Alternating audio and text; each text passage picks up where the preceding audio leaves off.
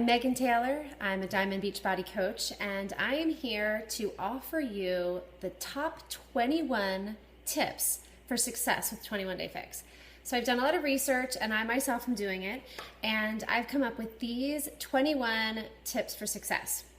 Now, before I begin with the tips, I just want to say that the 21 Day Fix is a very popular fitness and nutrition program. And the reason why it's so popular is because it works. It takes the guesswork out of meals, it takes the guesswork out of portion size, and it comes with an amazing fitness program where you have 30-minute workouts. You're done. So it keeps things moving, it keeps you moving, it keeps your metabolic rate up, and you're also eating whole, dense, nutritious foods. You're cutting out all the processed stuff, and you're eating frequently, and you're focusing on your portion sizes. All right, so here are the top 21 tips for success with 21 Day Fix. The first thing we're going to talk about is cravings. So you're going to have cravings. We all have cravings, whether you're doing this program or not. You're going to have cravings. And so there are ways that we can combat these cravings. The first thing is drink hot tea. Hot tea, just the act of putting something to your mouth, can actually really help you fight those cravings. A second thing to do would be to chew ice.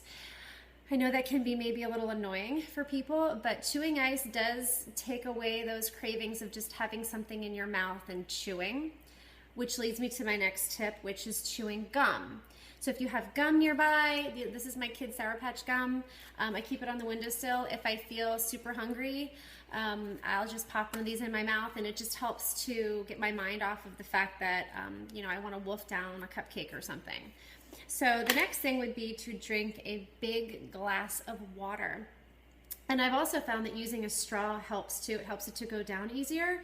So drink a nice big glass of water. And if you can do this and stay hydrated, I promise you that you'll feel full and the craving will pass. So if you drink one of these, I promise you it will help. The second thing would be to brush your teeth.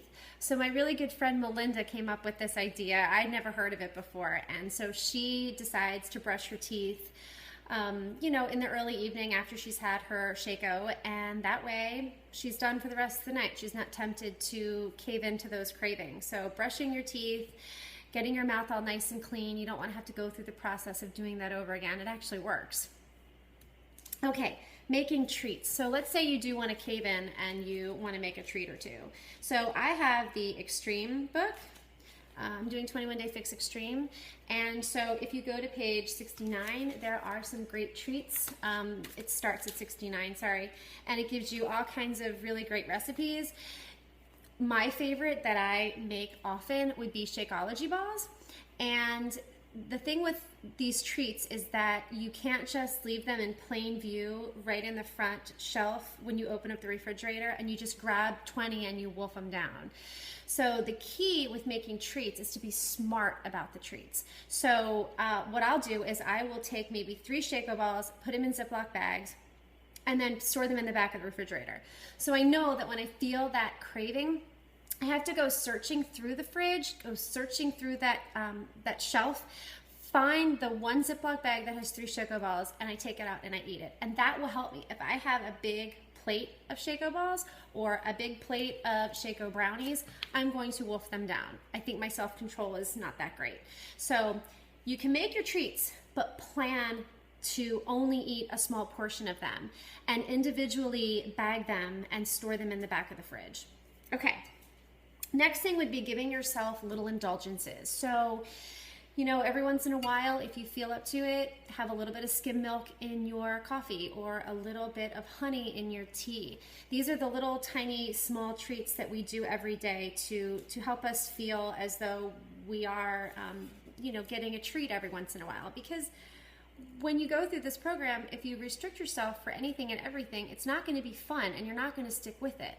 So you want to make this doable. You want to make this something that you can stick with because it's a lifestyle change, right? Okay. Next thing with cravings. Oh, you start getting hungry around supper time as you're cooking and you just want to eat everything in sight. Ways to combat that also would be to wait 15 minutes. Go play with your kids. Go take a walk outside. Go take the dog for a walk. Call your mom. these are certain ways that you can kind of distract yourself. And if those 15 minutes are up and you're still needing something, like I said, there's ways to have small treats here and there or to indulge a little bit. The next tip, number 9, sorry, we just went from 1 to 8 with all those craving tips. So number 9, meal prep day. So Sunday is meal prep day. It is for my family. It may be different for you, but every Sunday we sit down together, we make a menu of what we want to eat for the week, and we plan our groceries, we do the grocery shopping, and we do the meal prep. So we cook or brown the meats as we need to, we stack them in the fridge. If you can plan your meals and prepare as much of them as possible, portion them out, put them either in Ziploc baggies or Tupperware containers. All of that's going to help to ensure your success later on down in the week when you're completely swamped and busy and overwhelmed and you need help getting that dinner together in less than 10 minutes. The second thing would be to pre-measure your snacks for the entire week. So typically what I do is I will I love fruit. I love fruit in my shakes. So or even with my steel cut oats in the morning. So I will pre-measure my purples and I'll put them in Ziploc bags. Ziploc bags really are your friend. If you can pre-measure your certain colors that are your favorites and store them, they will be readily available for you. You won't have to go through the entire process of measuring, and it just takes time. Another thing would be to keep snacks in the car or in your purse so that if you are stuck in traffic or you're stuck at a doctor's appointment, you have something available to snack on. And a really important one that I use would be almonds or mixed nuts. Keep those in your purse so that way you can gnaw on them a little bit and it helps to fill you up a little. Okay, the next thing, tip number 11, is to use seasonings. So my favorite seasonings would be this Mrs. Dash, which is like a sodium-free or salt-free seasoning. I also really love this Italian seasoning from McCormick. I like to sprinkle this on my asparagus when I roast it, or put it with my, my vegetables. It helps to kind of bring out the flavor. And also, I love cinnamon. Cinnamon's a great spice to use. Adds flavor to things like your oatmeal or your steel-cut oats. So you can definitely use the seasoning. I don't recommend using salt. It's not really allowed in the extreme eating plan.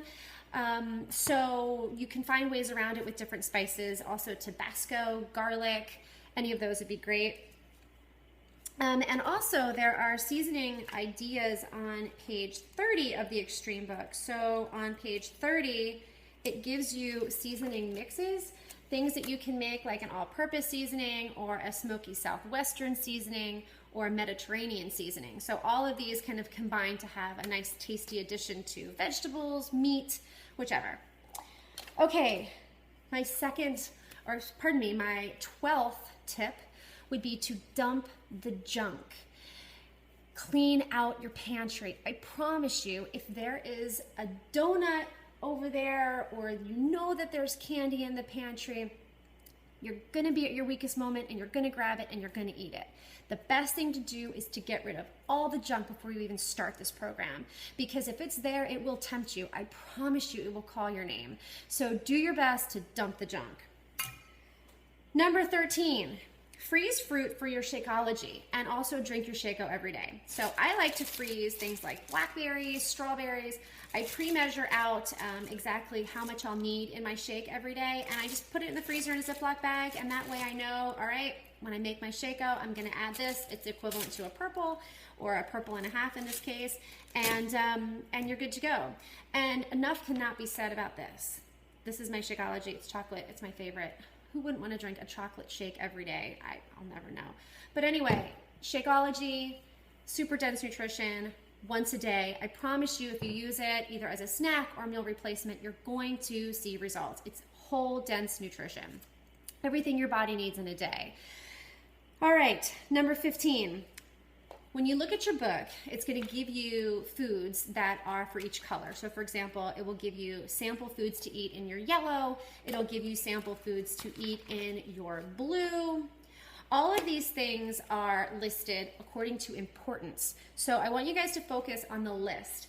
Focus on the top things on the list. The lower you go down in the list, the less healthy they are for you. Did that make sense? The less healthy they are for you.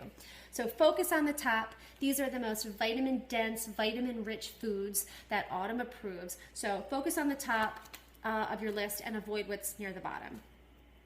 Okay, number 16.